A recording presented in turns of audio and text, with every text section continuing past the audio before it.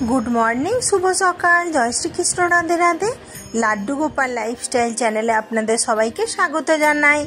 आशा करी आपनारा सबाई खूब भालो आछेन, आमराओ खूब भालो आछि। और आजके एकटा नतून दिन नतून ब्लग एकटा छोटो करे ब्लगटा आनलाम। आमी बोललाम जे ना आमी गोपू सोनार जन्य जे जिनिसटा एनेछि तो सेइटा आमी बंधुदेर संगे एकटु शेयार तो करी अल्प करे। और आजके आर बोलबेन ना যে আমি ক্যামেরাটা অন করে রেখেছিলাম কিন্তু বটন যে ভিডিওর যে বটনটা যে টিপতে হয় সেটা টিপতে আমি ভুলে গেছিলাম। তো যাই হোক চলুন আমি এই জায়গা থেকে ক্যামেরাটা পেলাম। তো তখন মনে পড়লো যে যা ক্যামেরা বটনটা তো অন করিনি, ওঠানো স্নান করানো সেগুলো আপনাদের সঙ্গে শেয়ার করতে পারলাম না। চলুন অন্য একটা দিন আমি তো আবার শেয়ার করে দেবো। আর আজকে প্রথম থেকে শেষ পর্যন্ত কিন্তু ব্লগটা দেখতে থাকবেন সবাই। আর কারণ কি বলুন তো, আমি গোপু সোনার জন্য একটা কি সুন্দর একটা রূপোর বাটি এনেছি। তো যাতে করে পায়েসটা, আমার গোপু তো ছোট আর গোপুর বাটিটা এত সুন্দর দেখতে হয়েছে, মানে আপনারা দেখবেন, দেখে কমেন্ট করে অবশ্যই বলবেন। আর এই জামাগুলো আমি এনেছিলাম না সেই জন্মাষ্টমীর আগে।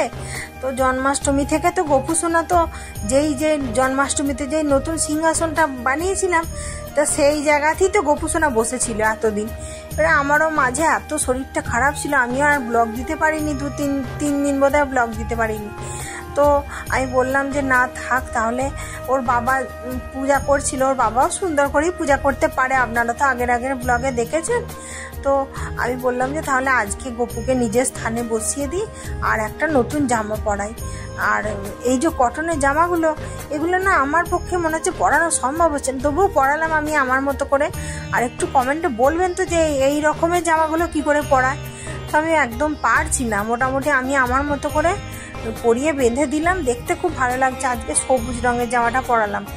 অনেকগুলো জামা ছিল, এগুলো 6টা-7টা একসঙ্গে জামা এনেছিলাম। তো জামাটা কেমন লাগছে অবশ্যই বলবেন। আমার গপুকে কেমন লাগছে, আমার গপুটা খুব ছোট্ট। আর গপুকে একটু সেন্টও মাখিয়ে দিই। আর দেখতে থাকবেন আজকে ব্লগটা, দেখুন আমি অল্পের মধ্যেই মানে যতটা পেরেছি শেয়ার করেছি আপনাদের সাথে। আমি একটু সেন্টও মাখিয়ে দিলাম। এই যে দেখুন আমার গপু সোনাকে কেমন লাগছে, কি কিউট লাগছে না।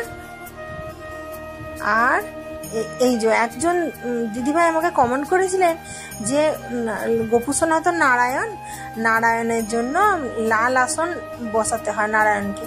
তো আমি লাল পেলাম না, গোলাপি রঙেরই পেয়েছিলাম। তো গোলাপি তো দেখলাম নারায়ণের যে জোড় হয় সেগুলো তো গোলাপি রঙেরই হয়। আর গোপু সোনাকে ওর জন্য গোলাপি আসনেই বসালাম। আর সিংহাসনটা পরিষ্কার করা আছে।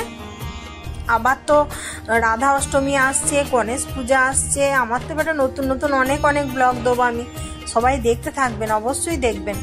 আমি আবার তো শনিবার দিনে গণেশ পূজা আছে, কালকে আবার মা লক্ষ্মীর পূজা আছে। মা লক্ষ্মীর পূজাটা অবশ্যই দেখবেন। কালকে আমি একটু মা লক্ষ্মীর জন্য নতুন একটা জিনিস এনেছি, তো সেইটা কালকে শেয়ার করব। আজকে আর করছি না, আজকে আমি গোপুরের উপর বাটিটা শেয়ার করবো। আর দেখুন গোপু সোনাকে একটু আয়না দর্শনও করিয়ে দিলাম।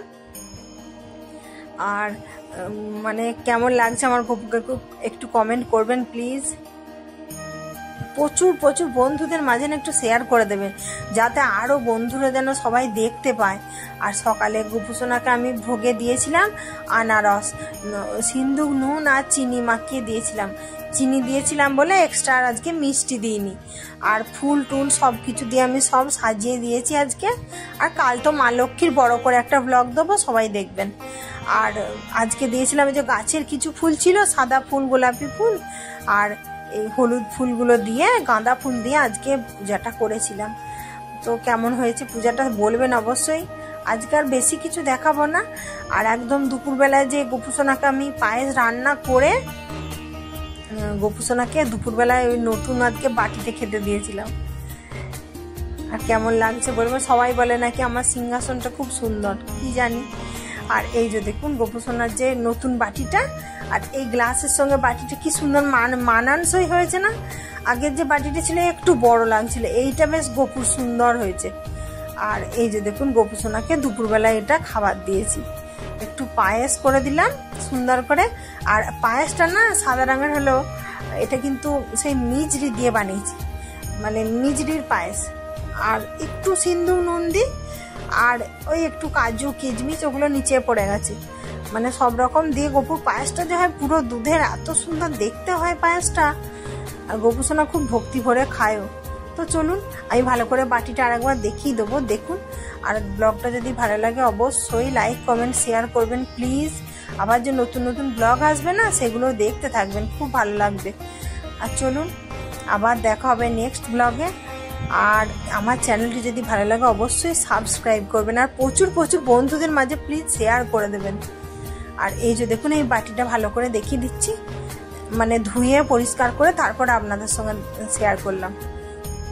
কেমন হয়েছে অবশ্যই কমেন্ট করবেন, অবশ্যই কমেন্ট করবেন প্লিজ। তো চলুন আবার দেখা হবে নেক্সট ব্লগে। ততক্ষণ পর্যন্ত আপনারা সবাই সুস্থ থাকবেন, ভালো থাকবেন। জয় গোপাল, রাধে রাধে।